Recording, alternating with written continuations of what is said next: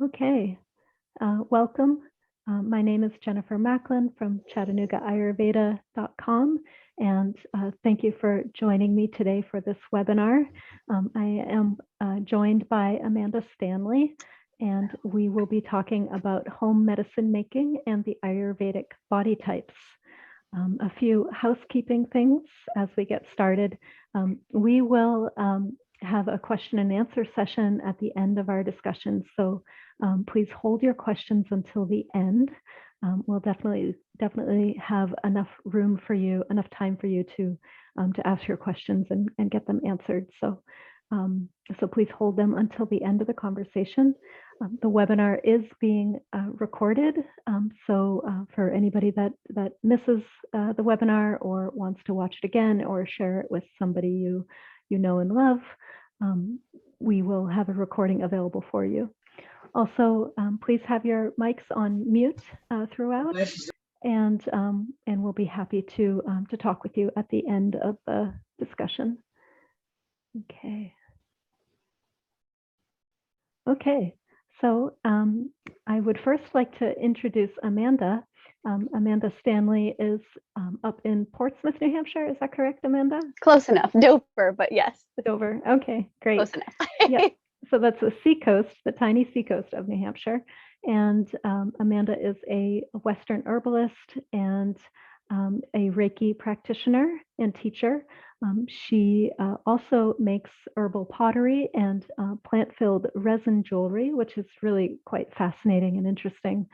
And she combines Ayurveda, astrology, traditional herbal medicine, Reiki, and yoga in her healing work with individuals. She also enjoys gardening and harvesting herbs from her garden, and she has a lot of experience in herbal medicine making. So Amanda, what did I miss? What else should I let people know? Perfect. Thank you so much for that intro. The one thing I'll add is just that before I got into my healing work, it was Ayurveda that pulled me in. It was learning about it kind of just randomly through schooling in college. And someone just kind of planted the Ayurvedic seed in my head, and I ended up going to see a practitioner, and that launched me into the world of loving alternative health and wellness and herbalism. So I have really, I owe so much to the world of Ayurveda for allowing me to do this work. So yeah, I wanted to add that. Great, that's wonderful. I have also, I guess, got sort of pulled into the world of healing with Ayurveda too. I was introduced to Ayurveda by my yoga teacher after graduating college, and it was just really fascinating to me. So I had been looking for alternative healing methods and trying a lot of different things, and not really getting any help with anything until I found Ayurveda. Yes. Eventually, I decided to study it and have been practicing classical Ayurveda for the past few years. Excuse me. So now I operate ChattanoogaAyurveda.com in Chattanooga, Tennessee, and I see clients online. Yeah, and it's wonderful to see people using Ayurveda and getting some help with it for their health conditions. Yeah, it's such an amazing system. It really is, yeah. So we wanted to talk about the body types specifically. Ayurveda has this unique system of sort of classifying or grouping individuals according to their tendencies and qualities. So the body types are there are three of them, and certainly various combinations of the three, and they indicate personality quirks and physical appearance and physical tendencies and relationship habits and all kinds of they give lots of information about one's life and health, and they indicate how one should be how one can manage their own life and health using this system of body types. So Amanda, what is your experience with the body types? And do you mean personally, or like what, in what way? Both personally and with others. Yeah, I am my sort of what I was born as, because of course life kind of throws a wrench in the works of our body type sometimes. So my sort of genetic fingerprint, if you will, is a Pitta Vata. So when I learned what that meant, the person I was going to see for Ayurvedic support kind of painted a picture of sort of going to the grocery store and and noticing the different people around you, and it offered the story of the person with the list going row by row and getting everything from their list very orderly. The person who has no list and is just kind of going back and forth across the grocery store, flitting around, confused, kind of going in circles. And then the person who is just taking their time and just soaking things in, and kind of maybe even has a snack with them, or just like pausing to look at a magazine, very, those are the three sort of examples that he gave me. And he asked me which one I was, and I picked the two of the three, which ended up being the Pitta and Vata, which is the first one, the very orderly one, and then the second kind of up in the head, maybe a little less grounded. And as soon as I kind of connected to those, everything made a lot more sense in my life. And of course, there's so much more details in there. I'm just giving a little glimpse. But it really helps me to understand my nature, the nature around me, and how everything is all about sort of a juggling act between balancing out those energies, and what around me was throwing me off, or bringing up too much of the same energy that I had, or things that were missing that could help ground some of the energy I was dealing with. And it really it made so much sense to me when I started delving into the body types, that it was like, oh, like this is what I've been waiting for. And it helped me so much, mind, body, and spirit across the board. Just beginning to manage my own life and kind of empower my own process through healing and the ongoing process of finding that balance for myself. Yeah. That's wonderful. I had a similar experience. I was sort of doing everything wrong according to my body type. I'm also Pitta Vata. So also very organized, and Pitta dominated by heat, and also dominated by wind, sort of a little bit flighty. And so when I came to know about Ayurveda, I also had this big realization that, wow, I've been doing everything wrong. I was eating a lot of salads. I was eating very lightly. I was exercising a lot. I was exercising during my menstrual cycle. I was, my sleep schedule was, whatever I wanted it to be. And I was looking for health, but I was really making all the wrong choices according to Ayurveda. So it was really eye-opening to learn that I needed stability. I needed a regular routine. Yes. I needed heavier foods. I needed regular foods, regular meal times, and just the complete opposite of what I was doing. And it had a big impact on my experience of health. Absolutely. I think we definitely underestimate the importance of routine, really, for all three doshas, and how that really sets the tone for everything else. And, living at least in, the US, we don't really, routines are there, but it's also very chaotic in a lot of ways. And I feel like it's a Vata dominant culture, which doesn't necessarily help support stability and, the following of a healthy routine. According to Ayurveda anyway. So that really was highlighted for me too. Yeah. So the body types, there are lots of ways that you can figure out. There are a few ways you can figure out your body type. You can talk to a practitioner. Some practitioners will use the pulse assessment method to determine your body type and your imbalance. Others do not use that method. That method was actually not part of classical Ayurveda. It was introduced sort of later on in the game. So there are several practitioners who are not trained in pulse assessment, and that's perfectly fine. You can also take an online quiz. I do have a quiz at chattanoogaayurveda.com, which you can take, and many websites have these types of quizzes. It can be a little bit tricky to determine your body type that way. Of course, there's a lot of room for error. It can be helpful to do it with an individual and with a friend of yours, and have them help you answer the questions. And it's also good to think about these quizzes as these questions in the quizzes as, how was I at my best time in my life, or what is normal for me. So that's a good way to think about it when you're taking a quiz. The body types, there's about 10 possible types that are there based on 3 different doshas. The doshas are groups of qualities that perform different functions in the body. The 3 doshas are vata, pitta, and kapha. The vata qualities are dry, cold, light, minute, moving, clear, rough, hard, fast, soft, and all of these qualities perform certain functions in the body that mostly deal with movement.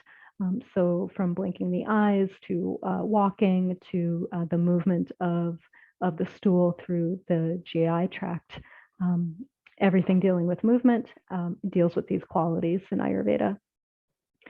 Pitta qualities are slightly oily, hot, sharp, liquid, sour, flowing, pungent, light, bad smelling, and have the colors of blue and yellow associated with it.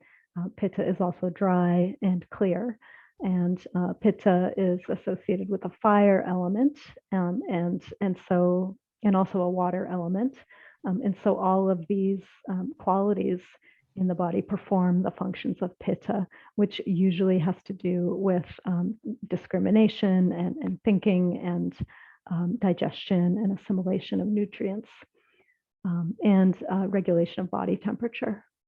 And then the kapha qualities are heavy, cold, soft, oily, sweet, stable, cloudy, slow, smooth, white, and salty. And all of these qualities work together to perform certain functions in the body, primarily providing structure and lubrication to the body in the forms of the fat and muscle on our body, the fluid in our joints, the saliva in our mouths. All of these are aspects of kapha. So that is a very quick overview of the doshas. And we all have varying proportions of these qualities. So that proportion which you are born with determines your Ayurvedic body type. So that is a quick overview. I hope that makes some sense. Is there anything you would add to that, Amanda? Gosh, there's so much, but that's a whole other class. So I think that's a perfect starting point for folks, just to get the energetic side of it. Yes. Okay. Perfect. Great. So I thought it might be fun to share some stories of people with various body types. Is there anybody that you think of when you in your life that when you have these qualities in mind, or any stories you'd like to share about it's that? funny. I was thinking about this earlier, but I kind of was trusting whoever was going to pop into my mind at the moment when we were live. But my father actually just popped into my head, so I'll share a little bit about him. He's actually Pitta Kapha, and but when you get him into an extra heated surrounding or environment, like we went on a trip to Florida as a family, and it was extra hot and steamy. So when you think of Pitta dosha, it's the fire and water element. Like we literally were in high Pitta environment, and we were around a lot of people, and we were actually at Universal Studios. And so there was crowds and heat, and man, he doesn't tolerate it well. So between the sweating and the red face and the agitation and aggression, let's just say the family dynamics were very challenged, during that trip, because it was just feeding his already very Pitta self of, and so of course there are the balanced qualities of a Pitta sort of personality. And then when they become, overridden with extra Pitta from the environment, it just, kind of really pushes you off kilter. So my dad is, very very fiery personality that he, uses that in his creative mind and his drive and in his vision for life and the things that he gets done and accomplished. But he can also be really angry and hot-headed and irritable and, likes to argue about silly things. And so we were seeing a lot of that, on top of the fact that he was just very uncomfortable, because he was so hot and sweaty and there was no cover, all day long as we were enjoying the park.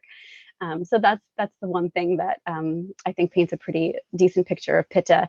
And even his digestion was off. That even came into his physicality where things were heated in that direction, as well. So it was interesting to kind of watch him go through that, even though it was very challenging for us as a family too. So so curious how when you start to notice the doshas and the energies that they represent, and then noticing our outside environment and how that really plays so much into it, and being able to notice it so that you can manage yourself is a really important piece of Ayurveda, what it offers us.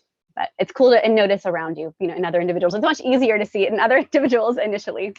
It is, yeah, that's so true. And what you mentioned about relationship dynamics, it's knowing your dosha and knowing about these body types can be a big support in understanding others and having compassion for others, because Absolutely. there's a greater sense of what they're going through, and that Absolutely. sometimes things are more physical in nature.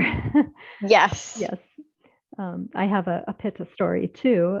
I had a boss who was very Pitta dominant, and he was very difficult to work for, a perfectionist, and everything had to be perfect. He was quick to be upset with people that were not behaving, and quick to praise people that were following all the rules, which is very Pitta.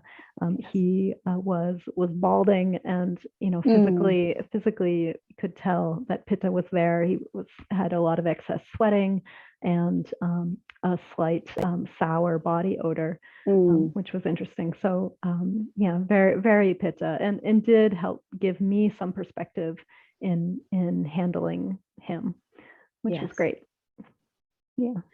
It's fun. I don't know if you've heard this, Jen, but one of my Ayurvedic herbalist teachers, Anne McIntyre, had mentioned, she would always joke about the Ayurvedic dating game, and how she would joke that only Pittas can stand other Pittas. Like if you have a very high Pitta, because there's so, when things are imbalanced, there's a lot of aggression, and they're good mirrors for each other, right? Yeah. So I just thought that was funny, and how Kapha and Vata kind of balance each other out, because Vata is like running around like Energizer Bunny, and Kapha's like hanging out, relaxing, and so they're kind of a nice pulling, each other out of those tendencies. But I always think it's funny that she would say, "Oh, only Pittas can stand other Pittas because of their intensity." Yeah, that's probably very true. Yeah, I had never. If you're high Pitta, that. Yeah, I hadn't either until that moment. Yeah, interesting. My husband definitely is high Pitta. So yeah, my husband it's true too. for me. Yeah, it's true for me. Yep. So why don't we start talking about some home medicine making?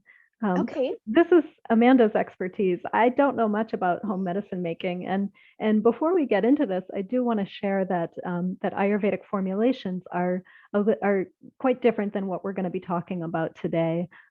So the formulations, or quote unquote medicines, that are used in Ayurveda for bringing a balance to the doshas, or rectifying the state of the doshas.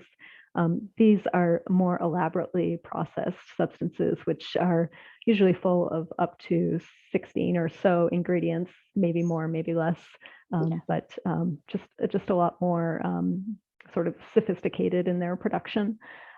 So we'll be talking about things that can be done at home, which are also very supportive. Yeah. So I'm coming from a place of, Jen has had many years of training, and she is a legitimate Ayurvedic practitioner. When I came into Ayurveda, I was really just self-taught from my own experiences, reading lots of books, and a handful of other Ayurvedic teachers that bestowed their knowledge upon me. So I'm by no means an expert in the field, but what I do feel like I have a good amount of expertise is the baseline sort of do-it-yourself at home, managing your own dosha type of thing with, you know, just the fundamentals. And because I've used them with myself and with clients over the years with a lot of success. So they're not, like Jen said, they are nowhere near what you would get from a legitimate Ayurvedic practitioner, or if you've going to a center that does panchakarma, things like that. Not even remotely close, but I'm coming from a place of understanding enough to offer just the basics of things that might be supportive in a non-Ayurvedic, but including some of the Ayurvedic knowledge types of things. So I'm not sure where to start, Jen. Did you want me to talk about specific areas for any of the doshas, or like as far as just daily support, or as I can kind of go through each one? Yeah, why don't we go through each of the doshas? Why don't we start with Vata? Okay. And so when we're, okay. And just stop me if I am, if I'm confusing, or you want me to slow down or elaborate or stop, because my Vata revs up when I'm talking about Ayurveda, because it's such an interesting topic for me to share. So Vata, when we're thinking about Vata, it's when we're thinking about the imbalanced Vata state, often they get in their heads a lot, and there's a lot of energy. It's that air and ether quality, or elements, if you will, that make up Vata. So they tend to have, you know, again, they're the energizer bunnies. They tend to be alpha. They're go, go, go all the time. They're not very grounded. You know, they can forget a lot. They can skip routines. They forget to eat sometimes. And so anxiety can be a big piece of it. And just, again, that ungrounded energy.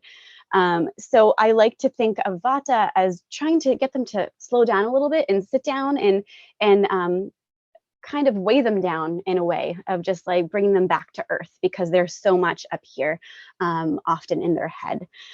So one of my favorite practices, really for all the doshas in varying ways, but especially for Vata, is the Abhyanga, which is the body massage, which is, you can look it up on YouTube. We're not going to go into the specifics here, but it's basically just oiling yourself up, not for Kapha.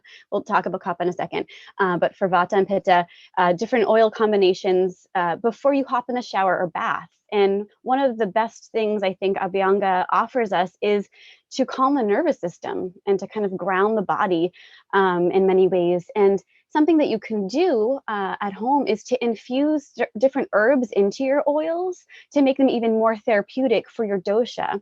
And it can be as simple as a crock pot method, or a solar infusion where you're just adding herbs and oils and letting them sit out in the sun, especially in the summertime heat. And I'm not going to go into the exact details of all of the recipes, but you can find them. I offer information on them on my website as well if you want to go delve deeper. But infused oils for Abhyanga is wonderful. And one of the herbs, actually I have two herbs that I always think about for Vata, for, again, that grounding, more just earthing energy, again, because Vata is the air and ether element. The Gotu kola is one, which is actually very close to the sister Brahmi, a Brahmi herb, which is an Ayurvedic herb. And it's actually tridoshic from most standpoints. Ayurvedic practitioners look at it as balancing for all three, but it focuses in on the nervous system. It focuses in on just grounding the sort of chatter of the mind. It's very good for the vasculature of the body. You know, we think about Vata, it can often come through with some dryness in the skin, irritation sometimes. So that's something that Gotu kola can help as well. But first and foremost, it's for that nervous system grounding and calming and soothing. So that's one that you can use into an infused oil. Skullcap is another herb. It's more of a Western herb. And this is the Scutellaria lateriflora, not the Baikal skullcap. They're two different kinds. So I use the first one, the laterifolia. But this is my favorite herb, not so much for Kapha because it's a little bit too heavy. Kapha already has that, but it's for the central nervous system again. And it just is so gentle and so soothing and just so, again, it has that grounding energy where it just roots Vata back to the earth in a more gentle way. And we're talking about infusing into oils here, but these are also two herbs that can be used as teas really beautifully for Vata dosha. I'm going to throw nettle in here as well for the tea aspect, but nettle is very drying, and we know Vata is already dry. So I would add something a little bit more moistening to nettle. And even though nettle isn't Vata specific, I always add it because it is one of the top nervous system herbs. And I just think of it just kind of, again, just knitting the pieces of the nervous system back together in a way that is more facilitating for the grounding of Vata just kind of being all over the place. You think about the nervous system and you think about how it looks in the body if we were to take all the other body parts away, and you would just see this map of like the nervous system in the body. That's kind of, I feel like that's Vata energy, where it's just like, whoo, it's everywhere. And so the nettle, the gotukola, the skullcap are really wonderful for honing in on that sort of spaciousness to kind of ground Vata back down. The herb that I might add to nettle to bring that moistening back to it would be licorice, and because it helps to retain water more. So that's one, and that would only be contraindicated if you have high blood pressure, just as a side note there. Another thing I'd like to add as just kind of a general support, which is a little bit more of a treat rather than just having a tea, would be like a nighttime milk toddy. And it's one of my favorite things for Vata and Pitta, but also Kapha. But adding ashwagandha, maybe cinnamon and cardamom, which are just really delicious, I think, spices for cooking. Adding that to your milk of choice. With Vata, you can pretty much, I think, and Jen, correct me if I'm wrong, all of the milks are pretty nourishing for Vata. I think if you want to do dairy or goat or oat or whatever, because they are heavy, and that's what we're looking for, adding a little bit more with high Vata. And you would just warm it up in a saucepan. I usually put 1 to 2 teaspoons of ashwagandha and then maybe a pinch to your taste for the cinnamon and cardamom. And then if you want to sweeten it, you can, even maybe adding some dates can be a way to sweeten it, period date paste, or if you want to do maple syrup or honey, whatever it might be doing, might be calling your name, but you don't have to, because milk is very sweet on its own, but you just warm it up just enough. And this is something that nothing's going to dissolve. So you have to mix and sip because you want to get those powdered herbs in. That's one of my favorite ways to kind of wrap up the day before bed. So it really helps to nourish the body. Again, bring some groundedness, but also some sweetness to the heart center even, because, Vata really thrives under naturally sweet things that, again, it has that heaviness to it, but also on a spiritual sort of mental place of just setting down the day and getting ready for a reprieve coming to sleep. And I meant to bring this up before I jumped in, but I want to just mention here the importance of tasting your medicine. We're in a world of just taking capsules or washing things down really quickly with water, but especially Ayurveda, the rasas or the tastes or flavors, they're so important because they tell the body what it's receiving and how it needs to start working in the system. And if we don't taste our medicine, even if it's gross, bitter herbs, we're kind of skipping a really important step in communicating to our body what's going on with the herbs and what the body needs for that nourishment. The flavors are so, so key. So making sure that when you're taking your herbs internally, that you are getting a flash of flavor, at least, even if you're washing them down really quickly, like let them sit in your mouth for a little bit, And one of the things I know Ayurveda does work with is using powdered herbs and mixing them with honey or mixing them with milk or mixing them with ghee or different oils and taking them that way. And I wanted to touch upon that briefly because we're definitely, at least Western culture and at least US culture, we don't want to taste a thing. Like, this is a gross thing, just wash it down. But we're really doing ourselves a disservice in skipping that piece, especially with herbs and with foods in general. We're very lacking in the bitters land. So shall we move on to Pitta? Was that enough Vata? Yeah, that was definitely enough. Yeah, okay. That's a lot. Okay. Thank you. Of course. Yeah. I did want to add a couple things. Please.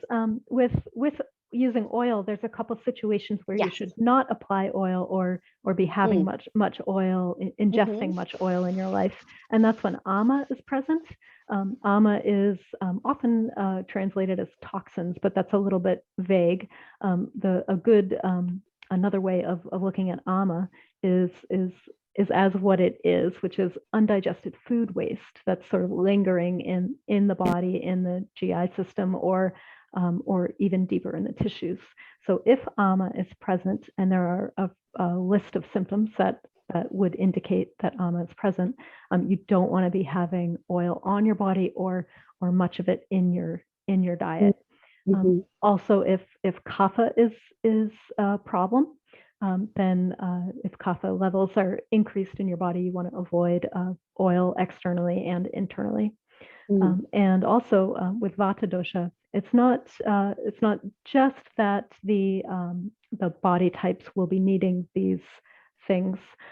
You could be a kapha individual with a vata condition going on, or a pitta individual with a vata condition going on, or all three doshas could be aggravated at once in either an increased state or a diminished state as well. So there's a lot of variety as to what can be happening in the body, and certainly Abhyanga oil can be beneficial for any of the three doshas at any time, with those few exceptions.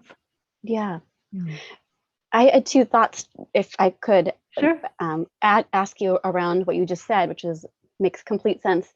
Would you, for those who have ama, and I feel like a really quick way, which is not at all a huge assessment, but like looking at your tongue in the morning, if there's a white coating, like a thick white coating, would you say that's a kind of an okay sense of like, oh, I have a thicker coating than normal, maybe I should pay attention to my ama? Would you say that's true or not so much? Well, I'm not. It could certainly indicate that there is some ama, but it could indicate other things as well. Okay. All right. So cancel that out. That was just a thought. Yeah. So in the realm of when it's not okay to use oil topically, would you say dry brushing would be a nice alternative for the pre-shower? Because I do feel like it still has that effect on the nervous system through the. Yeah. What are your thoughts there? Certainly dry brushing or a dry powder massage. So using herbs as a powder, and minimizing the use of soap or body wash, because those in a sense are similar to oil. Sure. Okay. So that can be a way of getting around that. Great. Yeah. And then when experimenting with herbs in your life, it's always good to go about things very simply. So when getting to know an herb, use it and use it alone and not combined with other things, so you can get familiar and actually see if it's working. Sometimes when you've got a lot of things going on at once, it's hard to tell what's working and what's not working. Absolutely. Yeah. And it's easy to get excited about trying to use everything at once too. Yeah, definitely. So in the realm of what I just shared about the nighttime toddy, you could certainly just do ashwagandha for vata and skip the rest to keep it nice and simple. Yeah. Yeah. So tell me about pitta. What tricks do you use for pitta? So pitta, really, when we're talking about we'll just do the abhyanga real quick and the toddy, and I want to add one more thing about pitta. Godakola and Skullcup really speak to pitta as well, so I'll keep it simple with that as far as infusing into oils or as a simple tea.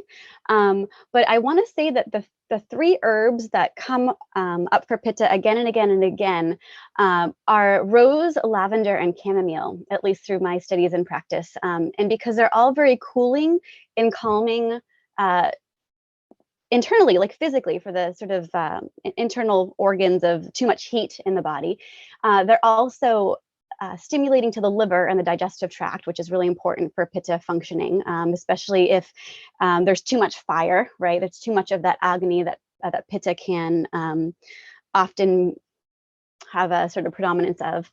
But they're also very calming and cooling and soothing to the heart and the mind. And pittas tend to be so fiery and, when they're out of balance, aggressive, and just, hot-headed, that they need a little bit more of that softness and that sweetness, because a lot of that heat and energy is directed towards themselves, that perfectionism. Sometimes they say that, pittas are very perfectionistic, but as soon as they start projecting that perfectionism outside themselves, that means that what's going on inside their heads for their own sort of strict regulations and perfectionism is like so much worse, that it's really just built so much that now they're kind of vomiting it out around us, and that they really need that help of calming that fire and calming that aggressive sort of mental state on themselves and of course the world around them. So rose, lavender, and chamomile are really beautiful at doing that. You can have them as a simple tea.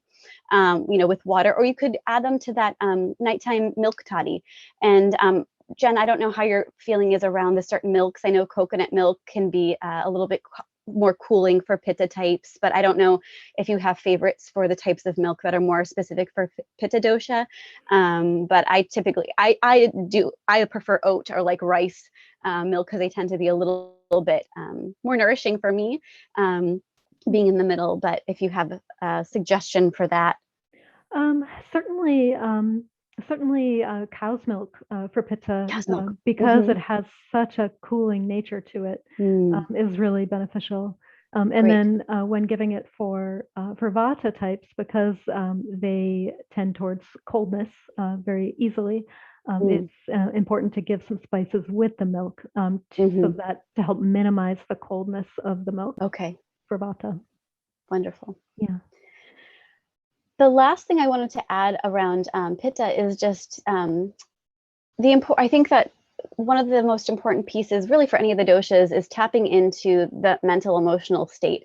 And for Pitta, I find that they're very sensitive to scent, and that can be really beneficial when they're bringing scents in their environment that can, again, it really calm them or uplift the heart in their times of stress or perfectionism. And so essential oils can be really lovely in this use. And although every essential oil has their own chemical constituents and what's actually, what goes on the body when you inhale them, I think there's something really special about just inviting yourself to see which scents you enjoy. Aside with all of the, put the doshas aside and be like, what feels good, what hits you in the heart, what calms your mind, because that can be very person to person, regardless of the doshas, even though they might very much correlate with the doshas. So I'll throw a couple suggestions out there. It might not be that you enjoy these scents because, scent is so powerful. And I think scent and memory are very much tied in. So it could be that your Aunt Martha wore lavender all the time and you didn't really get along with her. And so when you smell lavender, it's not a good feeling, even though it might be calming for Vatas or Pittas. So, but some of my favorite for Pitta, for again, the cooling and calming, of course, any of the mints, any of the citruses, like especially citrus like mandarin or grapefruit. Some of the higher scented florals like lang lang, rose again, chamomile. They're the really sweet scents that are very deep. So they have that groundedness, but they're very cooling. But again, you really want to trust your gut on that. And, it's fun to go into a shop that might have essential oil testers out, close your eyes and just waft some under your nose and just see how it feels in your body and your mind. And creating a little spritzer for yourself, just water and a few drops of essential oils. You don't want to overdo it. Essential oils are very potent. And in fact, I wanted to share a link with Jen for those of you who might be new to essential oils for how to properly use them, that we can add to somewhere at the end of this recording here. But just, you can be as simple as water and essential oils in a spray bottle, and you just spray yourself, you spray your surroundings anytime you feel like you need to have a seat, right? And to calm maybe that inner fire that's going a little bit too high at the moment. But I feel like scent is such a potent and important tool for all the doshas, but I think for Pitta and maybe even Kapha as well. Thank you. That's lovely. Scents are so nice in the summertime when it's super hot and you've got low energy, your digestive power is a little bit lower. Scent can really be magical at that time. And to add to your list of wonderful things for Pitta, I would add green tea because it's so bitter. It has a really lovely cooling nature to it. And if you have green tea, make sure you purchase a good quality one, because there's a lot of green tea out there that's kind of subpar. So to get the most bitterness, get a good quality green tea. And then, it could probably steep it really well too, right? Yeah, definitely. Yeah. This summer I made a green tea spritzer, which was really nice. So I can't have much caffeine in my diet because of my Vata. But I make a green tea, I put it in a spray bottle and I spritz it around myself and I get that cooling nature without all the caffeine. And an Ayurvedic herb to add to the list would be amalaki. Amalaki is wonderful for Pitta, and it's very safe to take on a daily basis. You can actually cook with it, and it adds a little bit of a sour taste to your food without the sour effects. And it has a nice purging, very gentle purging nature on Pitta dosha. So that's a great herb to keep in your kitchen. And then certainly milk, ghee, and cardamom. Cardamom has an action on Pitta dosha in that it sort of redirects Pitta back to its home sites in the body. Pitta spreading, cardamom will help move it back home. I love that. And I love cardamom. No wonder. Yeah. Yeah. So, and we'll definitely, when we send out the recording, we'll send out the essential oil link and perhaps see what other resources we can send you as well. Absolutely. All right. So shall we finish up with kapha? Yeah. Okay. So kapha is a little bit different. I would say like the kind of veers off a little bit from the energies of pitta and vata, just because it is a little bit more of the grounded, heavy dosha. So we already mentioned that oil would not be used for kapha, but the dry brushing. And one of the things that you could add herbally to that would be if you had created a spray, an aromatic spray, that you could spray your dry brush with it and kind of apply the essential oils to it and then brush your body with it. And so that your skin would be absorbing some of those essential oils and you're getting the benefits of the dry brushing. So you would have the aroma, because I find that with very high kaphas, they tend to be a little bit more sluggish of not just body, but mind. So scent can really enliven the heaviness that they feel in their minds and bodies. And so when you're doing that first thing in the morning, again, things like citrus, I think, are really wonderful for kaphas. They're just very, can be sharp and just really access the clearing out of the sort of cobwebs of the mind. And then even some of the warming, spicier essential oils, which you want to use in a lot less dosage, which will be in that link that I send you, or that Jen sends you. Ginger, cinnamon, even fennel, things that are a little bit more spicy, but again, they enliven the kapha energy, both physically and mentally there. So dry brushing. And then Jen mentioned a great option of doing powdered herbs as sort of a scrub. So you could certainly grind up some of those warming herbs, like, even like the ginger and the cinnamon, maybe even throw some gotu kola in there as well, because it's one of those tridoshic herbs. And also rose tends to be as well. Rose tends to be tridoshic, and Jen, correct me if that's different in classical Ayurveda. And I feel as though adding maybe even a little bit, if you feel like if your skin type, your kapha skin type tends to be really heavy and oily, maybe even adding a little bit of clay to the blend of herbs and applying that as a bit of a scrub. You could certainly, I like to use, certainly you want to make sure that you have a drain catcher for some of the substance so you don't clog your drains. That's can be an issue. But adding something that will help to draw things out and just pull some of the excess oil and moisture out of your body. I find nettle seed and things like poppy seed or even ground walnut husk can be nice options for that abrasive scrub nature. I don't feel like salt would be a good choice for kapha, like salt scrubs necessarily. That's why I'm veering off towards more of the plant and food-based scrubs. But doing something like that, and that's as simple as throwing everything in a coffee grinder and just grinding it up and putting it in a little jar and then adding it. That would probably be in the tub or in the shower so that you don't have powder everywhere. It's a little bit harder to manage. But you could also combine, I would say, the dry brushing and then continue the scrubbing as you're using it instead of soap. I think soap can dry all of us out maybe a little bit too much. So using something like the scrubs could be a nice alternative to that. And then as far as that nighttime tea or toddy, milk is definitely going to be the heaviest influence for kapha, which is probably going to be the best choice. But I did see that sometimes kaphas can tolerate something thin like rice milk. And Jen, please, again, correct me if I'm wrong there. And I would add actually ashwagandha again, even though it's indicated for vata, it's also indicated for kapha. And then some of those warming spices, so ginger or nutmeg or cinnamon. And if rice milk is not too heavy for you, you can use that, or you could just do it in regular water and have it as a nice tea. And because we want to be ingesting these herbs, again, these are not going to be herbs that dissolve into our milk or water. So you just want to stir as you sip, and get a little bit of that flavor as it's going down there. But those would kind of be my general suggestions for a little bit more of the kapha support. Thank you. You're welcome. Yeah, as far as milk for kapha, you know, it really depends on the individual. If there's vata also at play, then some milk taken along with some substances that are rough, like barley, would be beneficial. And I'm talking about like a porridge or something. Sure. So ashwagandha can be very heavy. So yes. but then again, it's really all very personalized. So so there may be instances where that is beneficial for somebody with that is predominantly a kapha individual. Yeah.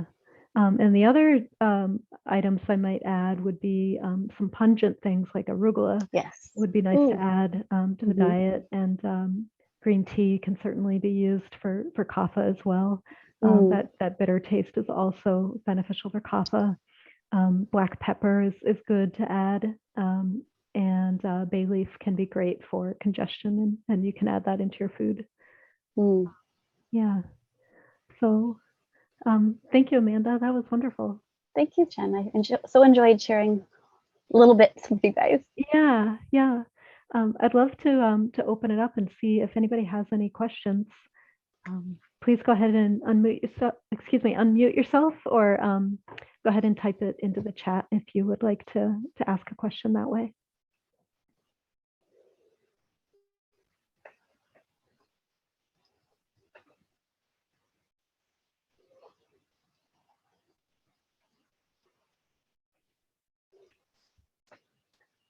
While people are putting their thoughts together, Amanda, I'm curious as to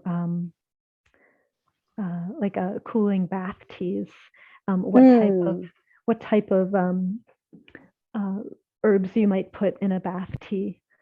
Yeah. So are we, because we're talking about cooling, are we talking about pitta here? I'm talking about pitta, yeah. Yes. Again, I would probably come back to those same three herbs of the rose, the chamomile, and the lavender, but also throwing in some mint or even some lemon balm, which is in the mint family, because they are sweet and they are cooling in a lot of ways. And you know, you could throw some skullcap in there as well, because it's such a wonderful antispasmodic for the whole physical body, which, you know, that's definitely, I would say, more of the vata when it comes to spasms and movement. But as we all know, we're all bits and pieces of all three. So it won't be, you know, it'll be beneficial for that pitta as well. And, you know, with baths of any kind, you can certainly do foot soaks instead of, if you don't have a tub. It's another great way to get the herbs into your body, because the soles of our feet have such large pores that it's a great way to soak up some of that energy even that way as well. But yeah, the mints, the rose, the lavender, the chamomile, and maybe a pinch of skullcap as well. Thank you, Amanda. Yeah, of course. And if you wanted to add a little extra aroma, because dried herbs don't always have a lot of scent, you could certainly use any of those essential oils that are calling your name, but to make sure you put a little splash of oil or milk or a dollop of even yogurt, just to help mix the oil up in the water, because it's fat soluble and we wouldn't want it just to latch right onto your skin. That's a little tip there. That's nice. Thank you. Of course. Yeah. Marianne is saying very informative. Thank you so much. Thank you for your comment, Marianne. Yes, thank you. Yeah. Anybody else would like to comment or ask a question? Let's see, we have one question from Sheila. If you feel like medication or treatment for illness is pushing you into another dosha, for example, you're a vata, but your medications are making you more hot pitta, do you focus on your regular dosha or your present situation? That's a great question. So you, whatever dosha is predominantly screaming its name is the dosha to focus on, of course, without aggravating any of the other doshas. That's sometimes the tricky piece. So you know, ensure that that Vata is staying in check by keeping a regular routine and keeping the bowels regular and getting good sleep at night. And if Pitta is rearing its ugly head, you can certainly add some cooling foods and cooling substances to your regimen. I hope that answers sufficiently. Any other questions from anyone? Please go ahead and unmute yourself if you do have a question. I have a question, Jen. Okay. And please, anyone else? Oh, let's go. Okay. You're welcome, Sheila. I don't want anyone else asking questions. Please cut me off first if that is the case. I'd love to hear what you have to say when, from just a beginner standpoint, when you are overwhelmed with where to begin. What's something that you would offer? Any of the whatever dosha you might be, like, is there something that can be offered just as like a starting point for someone to start incorporating, like one step? That's a good question. So if you're saying if you want to start bringing Ayurveda into your life, yeah, and just like and sort of start the dance of balancing, right, the doshas, Yeah, I would say be careful what you read, because there's a lot of information on the internet, and it can get very confusing very quickly. I would say it's important to work with a practitioner to get a bigger understanding of your doshas, because if there are health conditions, that means that the doshas are not operating, they're not functioning as they should. And that requires a very, very specific care and treatment. But if you are fairly healthy, then certainly learning about your dosha, learning about your prakriti or your body type can be very helpful. And and then also I would start simply too by ensuring that you are keeping a regular routine. Again, that is beneficial for everybody, and certainly a practitioner can help you adjust your routine to help you overcome health issues and sort of restructure the way your body is using the doshas, or the way the doshas are functioning. And in addition to a regular routine, when you go to start making changes with your diet or trying to incorporate some herbs, I would recommend that you choose one at a time. So don't overwhelm yourself with too much stuff. And that way you'll get familiar with how things are working for you. Awesome. Thank you, Jen. Yeah. Any other questions from anyone?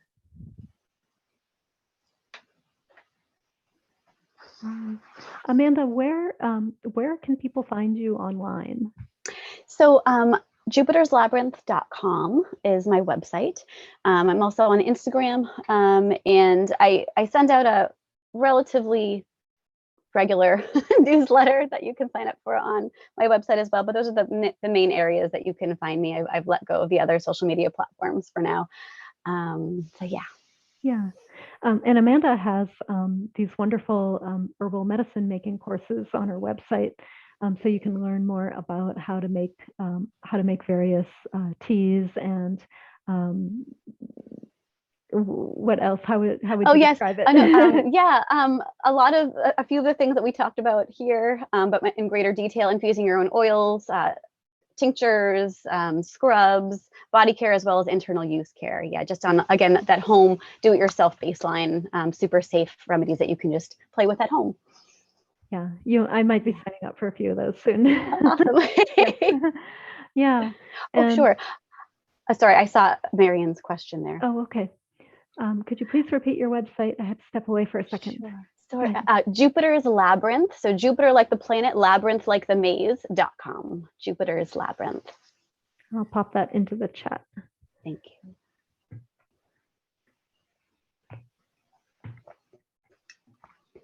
Jupiterslabyrinth.com. Yeah. Yeah. And if you're interested in taking a body type quiz, I have one on my website. I also offer a free 30-minute consultation if you are interested in talking about how Ayurveda can be beneficial for your health. If I am not able to be of assistance to you, I will certainly recommend somebody that can. Yeah. Well, unless there's any other questions, I think we can wrap it up. Thank you so much, Amanda, for joining me today. Thank you, Jen. It was so wonderful. Yeah, it was great to collaborate and Yes, see such fun. the fruits of that. So we will post the replay, and yeah, thank you, everyone. Sounds great. Yeah. Thank you. Take care. Bye. Bye-bye.